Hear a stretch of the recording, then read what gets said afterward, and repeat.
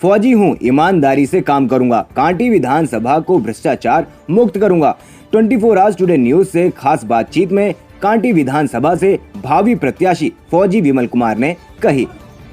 भारतीय सेना से रिटायर और कांटी विधानसभा के भावी प्रत्याशी फौजी विमल कुमार जी से आज 24 आवर टुडे न्यूज़ की एक टीम मिली और हमने जानने का प्रयास किया कि वर्तमान में जो भारत और चीन सीमा पे जो द्वंद्व चल रहा है, जो युद्ध चल रहा है, जो तनाव है, वो क्या है। साथ ही साथ एक फौजी के रूप में राजनीतिक कैरियर शुरू करने वाले विमल कुमार जी कांटी विधानसभा के बारे में क्या सोच रहे हैं, उनको क्या लग रहा है कि कांटी में वो एक फौजी विधायक के रूप में क्या क्या काम कर सकते हैं। इन्हीं तमाम बातों पे आज हम उनसे बात करेंगे। नमस्कार सर। नमस्कार और आपके पूरे टीम को हमारी तरफ से बहुत बहुत धन्यवाद और नमस्कार। सर सर्वप्रथम हमें ये बताइए कि वर्तमान में जो भारत और चीन सीमा पे जो द्वंद्व चल रहा है और चीन ने हमारे 20 जवानों को मार दिया है, ये लड़ाई का क्या सीन बन रहा है क्या? क्योंकि नेता विपक्ष राहुल गांधी जी भी कह रहे हैं कि हमारे सेना ने हथियार का इस्तेमाल क्यों नहीं किया। ये तमाम बातें आप क्योंकि फौजी हैं, आप बताइए कि क्या मामला है। जी, पहले तो जो चाइना का जो अपना नीति रहा है वो हमेशा से गलत रहा है और जहाँ तक कि सीमा की बात है तो हमारा जो सैनिक है, हमारे जवान हैं, वो सीमा के रक्षा करने के लिए हमेशा सक्षम है और तत्पर है। दूसरा नंबर चीज़ है कि जहाँ तक कि हथियार की बात है और राहुल गांधी की बात है तो एक संधि के तहत वहाँ पे हथियार नहीं उठाना था और गुत्थम गुत्थे की अगर बोले तो गुत्थम गुत्थे की लड़ाई है और उसी के दौरे में जो उन्होंने गद्दारी किया है, चाइना ने गद्दारी किया है, जिसके तहत अपना जो सीमा के अंदर इन किया है और उसका मुंहतोड़ जवाब देने के लिए हमारा सेना बिल्कुल निरंतर एकदम कायम है और सक्षम है। ये सर बार बार विपक्ष के द्वारा ये कहा जा रहा है कि चीन हमारी सीमा में घुस चुका है, क्या सच्चाई है इसके विषय में? देखिए, जहाँ तक की बात है कि सीमा में घुसने की, तो सीमा में जहाँ घुसने की बात है तो वो हमारा सैनिक जो है, हमारे जवान हैं, देश के बहादुर सैनिक है, हम तो उस सेना से ताल्लुक़ रखते हैं और वहाँ काम करके आए हैं। तो सीमा के रक्षा के लिए हमारा सैनिक बिल्कुल एकदम सक्षम है और बिल्कुल तत्पर है। घुसने की बात है तो जब घुसपैठी अगर होगा तो सेना उसके जवाब देने के लिए एकदम तैयार है। बिल्कुल सर, आप कांटी से उम्मीदवार भी हैं, आप लगातार कांटी का सघन दौरा भी कर रहे हैं, जनता के बीच में जा रहे हैं।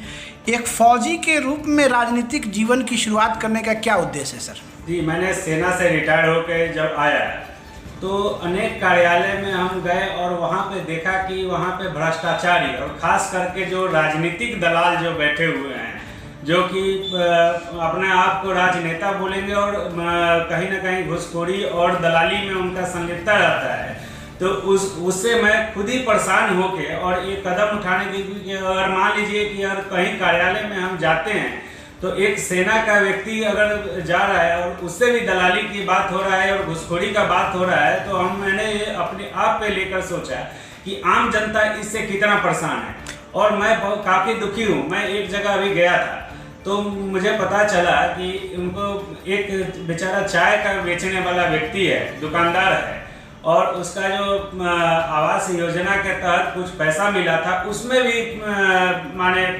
दलाली और राजनेता उसका पैसा खा गया, माने दलाली के रूप में खा गया। तो मैं ये सब देख के बहुत दुखी हूँ और ये निर्णय लिया कि ऐसे अगर हमारा बात कैसे जाएगा, सरकार हमारा क्यों बात सुनेगा। तो कहीं ना कहीं मैंने विचार किया कि इसका जवाब देने के लिए हम राजनीति में जब तक नहीं आएंगे तब तक ये कारगर नहीं है।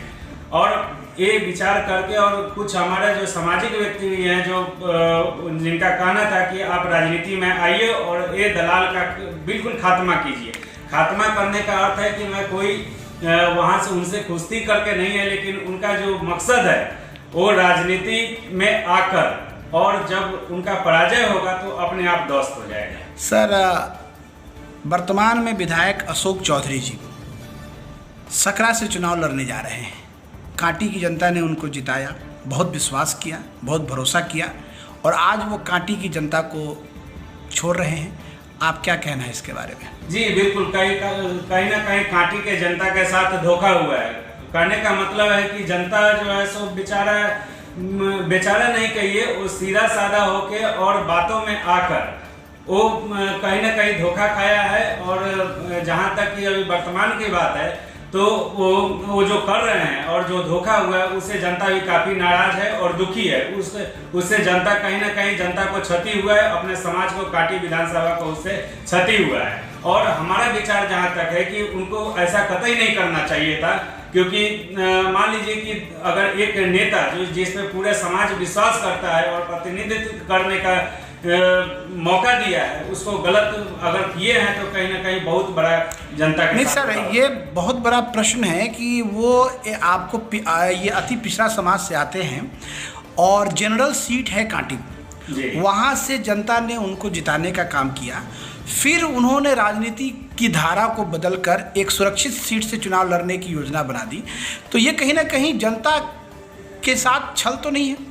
बिल्कुल छल है, बिल्कुल छल है। और कहने का यही अर्थ है कि अगर वो बाहर जाते हैं, अगर बाहर गए हैं तो दूसरे जगह भी वैसा ही काम करेंगे जहां जैसे कि कांटी में किए हैं। हमारा तो यही मानना है।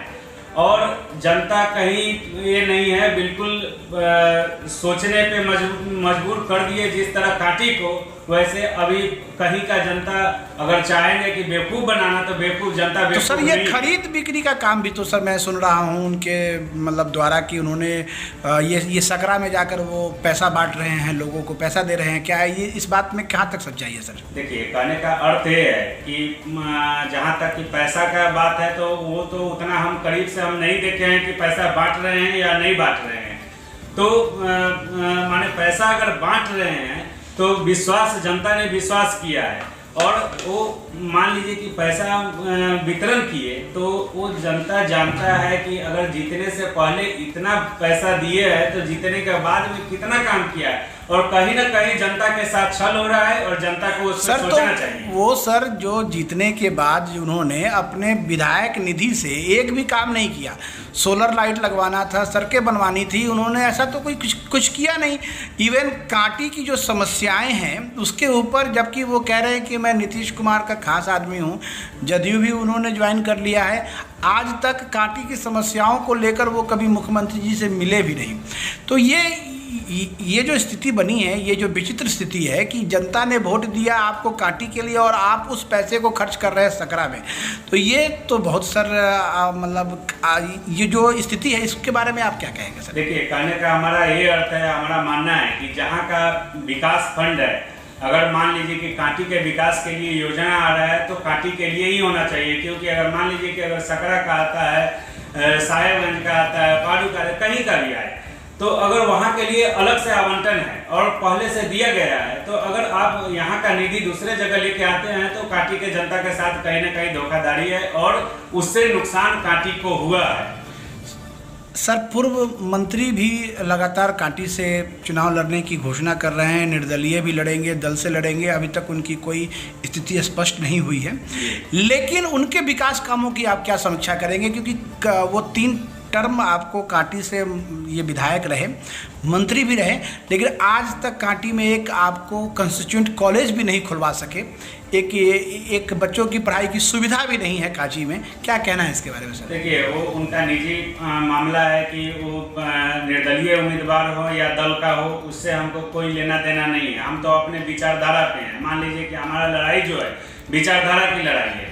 विचारधारा के बोले तो अगर हम एक चीज़ लेके चले हैं, जिस तरह हम बॉर्डर पे काम किए उस तरह हम कांटी में बिल्कुल माने कि जो दलाल मुक्त कांटी हमको बनाना है। दलाल मुक्त माने नेता के रूप में जो भ्रष्टाचारी यहाँ पे हैं उसको दलाल मुक्त हमको माने कांटी करना है। और जब कांटी दलाल मुक्त हो जाएगा तब निश्चित तौर पे विकास होगा। सर, कांटी में एक थर्मल पावर भी है और लगातार उसमें आंदोलन भी होते हैं स्थानीय लोगों को नौकरी देने के विषय में। क्या आपको क्या लगता है, ऐसा कुछ क्या मामला है सर? वो जी, हमारा कहने का यही अर्थ है कि अगर कांटी में थर्मल पावर है तो रोजगार मैंने निश्चय पत्र मेरा है जिसमें हर हाथ को रोजगार मैंने एक फर्स्ट में ही लिखा है। तो कहने का अर्थ ये है कि अगर कांटी में कोई उद्योग धंधा चल रहा है तो सबसे पहले कांटी के जनता को ज़्यादा से ज़्यादा उसमें रोजगार मिलना चाहिए। अगर वहाँ पे तो सबसे बड़ी चीज़ है कि मुझे सुनने में आया है कि अगर वहाँ कांटी थर्मल पावर में भ्रष्टाचार ही घुसा हुआ है और ये किसी से छुपा हुआ नहीं है, तो भ्रष्टाचार जहाँ पे भ्रष्टाचार रहेगा वहाँ पे जनता का हित का काम नहीं होगा, क्योंकि वहाँ पर भ्रष्टाचार का अड्डा बन चुका है। आप सर लगातार हिंदुत्व की बात करते हैं, हिंदू जागरण मंच से जुड़े भी हुए हैं और आपकी विचारधारा में हमेशा हिंदुत्व की बात रहती है। राजनीति में हिंदुत्व की क्या परिभाषा है सर? देखिए सब इसका चीज़ अगर हिंदुत्व की बात है तो मैं हिंदू हूँ, ये तो निश्चय है कि इसमें कोई हमको सर्टिफिकेट कहीं दिखाने की ज़रूरत नहीं है और हिंदू हैं तो हम हिंदुत्व के लिए काम करेंगे। और मेरा मोटिव है कि मान लीजिए कि देश में जितना गद्दारी अगर हो रहा है वो कोई भी कौम की तरह हो, तो अगर भारत में रह के अगर भारत का खाकर दूसरे जगह का गुणगान गा रहा है, दूसरे जगह का भारत का अहित का काम कर रहा है, तो उसके खिलाफ हम हैं। आपकी विचारधारा से इस्लामिक विचारधारा का जो टकराव है उसको आप कैसे डिफाइन करेंगे? देखिए हमारा तो सबसे पहले कहना है कि भ्रष्टाचार का, तो भ्रष्टाचार जो भ्रष्ट है, भ्रष्टाचार में सारे चीज आ जाते हैं, वो कोई भी हो, भ्रष्टाचार अगर आएगा तो उसके रोकने के लिए फौजी विमल कुमार बिल्कुल तत्पर हैं। आप सर अपने चुनाव प्रचार में फौजी की बात लगातार कहते हैं और एक फौजी की देश में जो छवि है वो ईमानदार और संघर्षशील और परिश्रमी की छवि है। राजनीति में एक फौजी की जो एंट्री है उसका कैसे डिफाइन करेंगे सर? उसको कैसे कहेंगे कि एक फौजी को एक राजनीति में आना चाहिए? बिल्कुल सर, कहने का अर्थ है कि मैंने राजनीति के लिए फौज ज्वाइन नहीं किया था, मैंने फौज में था और 16 साल नौकरी करके आया हूँ। कोई मेरा ये स्टैंड नहीं है इधर कि मैंने झूठा टाइटल लगा लिया हो कि फौजी विमल कुमार। मैंने 16 साल देश की सेवा किया हूँ और वहाँ पे जिस तरह निष्पक्ष अपना ईमानदारी से काम किया है उसी तरह हम कांटी में भी ईमानदारी से काम करेंगे और भ्रष्टाचार मुक्त करेंगे। निर्दलीय चुनाव लड़ने का जो निर्णय है, जबकि बहुत सारे पार्टियां हैं, आप किसी पार्टी से भी लड़ सकते हैं, तो आपने निर्दलीय चुनाव लड़ने की जो ये घोषणा की है, ये क्यों? मेरा सबसे बड़ा चीज़ है कि हमारा विचारधारा की लड़ाई है। मुझे शौक नहीं है कि मैं विधायक बनूं या ये करूं, मैं सेवा के भाव से लड़ रहा हूं, ठीक है। और सेवा के भाव से तब है कि अगर जिस तरह फौज में मैंने सेवा के भाव से काम किया है उसी तरह हम कांटी विधानसभा में भी सेवा के भाव से काम करूंगा। और एक नेता हमको नहीं बनना है, क्योंकि हर एक घर का हमको बेटा बनना है। नेता बनेंगे तो बाद में हम हो सकता है कि चोर बन जाए, तो इसलिए हमको हर एक घर का बेटा बनना है। और जब बेटा बनेंगे, घर का सदस्य बनेंगे, तो कहीं ना कहीं घर का समस्या हमारे तक जाएगा और हमारा समस्या जो भी होगा वो हर एक घर तक पहुंचेगा। और उसके वर्तमान में सर नीतीश जी की सरकार है जी, कैसे मूल्यांकन करेंगे उस सरकार का?